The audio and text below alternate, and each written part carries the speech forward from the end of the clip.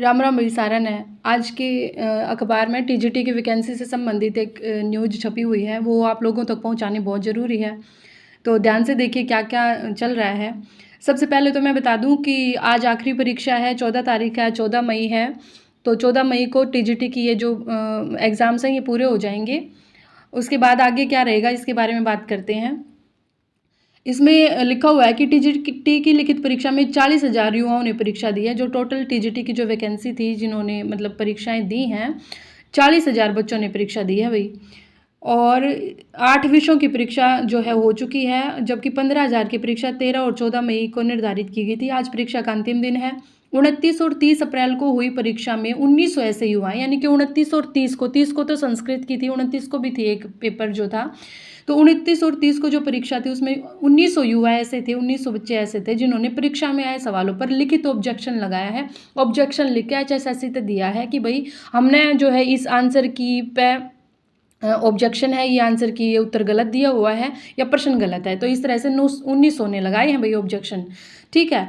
और तो इसमें क्या है, एक सवाल इसमें सारे सवाल हेड एग्जामिनर को भेज दिए हैं ताकि पता लगाया जा सके कि इन सवालों की सत्यता क्या है, सच्चाई क्या है, भाई ये सवाल गलत है या वैसे ही ऑब्जेक्शन लगाए गए हैं। इनमें से एक सवाल जीके का भी, हरियाणा जीके का है, जिसमें भिवानी और चरखी दादरी के एक गाँव का सवाल है। भिवानी और चरखी दादरी में एक गांव से संबंधित एक मामला है हरियाणा जीके का। इसके अलावा और भी सवाल हैं जिन पर युवाओं ने आपत्ति जताई है, तो इसके बारे में जो है जानकारी हेड एग्जामिनर से मांग ली है। अब ये क्या कह रहे हैं कि कब तक भर्ती पूरी हो जाएगी भाई। चेयरमैन भोपाल सिंह खत्री ने बताया कि हेड एग्जामिनर को लिखा गया है और पूछा गया है कि वे इन सवालों के लिए सपोर्टिंग डॉक्यूमेंट दो कि भाई कहाँ से तुमने ये सवाल उठाए हैं और वो मान्य है या नहीं है। मतलब बहुत सारे ऑब्जेक्शन हैं, तो बच्चे पूछ रहे हैं कि ये सवाल गलत है और कह रहे हैं कि सवाल गलत है या आंसर की गलत है, तो आप हमें प्रूफ दो कि ये गलत है या नहीं है, कैसे गलत नहीं है। इस तरह से पूछा है कि कोई भी सवाल अगर गलत होया तो उसका लाभ बच्चों को मिलेगा, परीक्षा देने वालों को मिलेगा। भी साफ साफ बोल दिया है भोपाल सिंह खत्री ने। आयोग द्वारा अब सभी विषयों की परीक्षा पूरी हो जाएगी, आज हो जाएगी, और 2 दिन के अंदर अंदर, पेपर खत्म होने के 2 दिन के अंदर अंदर, यानी कि 16 मई तक जो है आंसर की ये जारी कर देंगे, 16-17 मई तक। इसके बाद भाई बच्चे ऑब्जेक्शन लगाएंगे, उसके बाद फिर रिवाइज आंसर की दी जाएगी, उसके बाद डॉक्यूमेंट वेरिफिकेशन होगा और फिर मेरिट के आधार पर जून के अंत तक ये जो है भर्ती पूरी करने की बात है आयोग कह रहा है। फिर ये तो हमें सभी को पता है भाई, 7,441 पदों के लिए 10 विषयों की परीक्षा हुई है पंचकुला में, सबको पता है।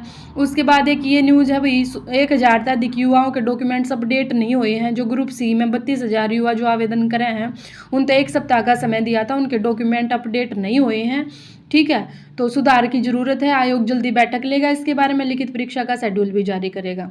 और जो सब मेन बात है जिस पर टीजीटी वाला ने ध्यान देना चाहिए वह यह है भाई, सार्वजनिक होंगे सामाजिक आर्थिक अंक लेने वालों के नाम।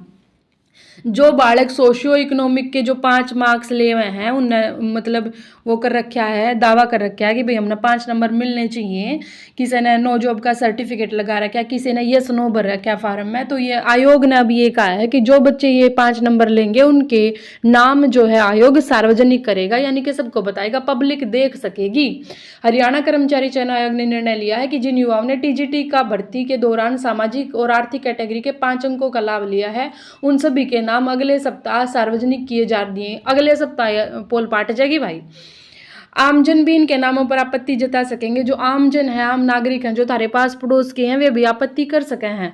और सबसे बड़ी बात यह है कि आयोग जो है, जो आपत्ति करेगा ना, जो शिकायत करेगा थारी एक जी, तो फ्री फंड में लेने लग रहा है नंबर। ये इनकी तो इनकम मतलब 1,80,000 तक गणी है, तो उनके नाम जो है आयोग वो नहीं करेगा, डिस्क्लोज नहीं करेगा, बताएगा नहीं किसी को भी, ठीक है।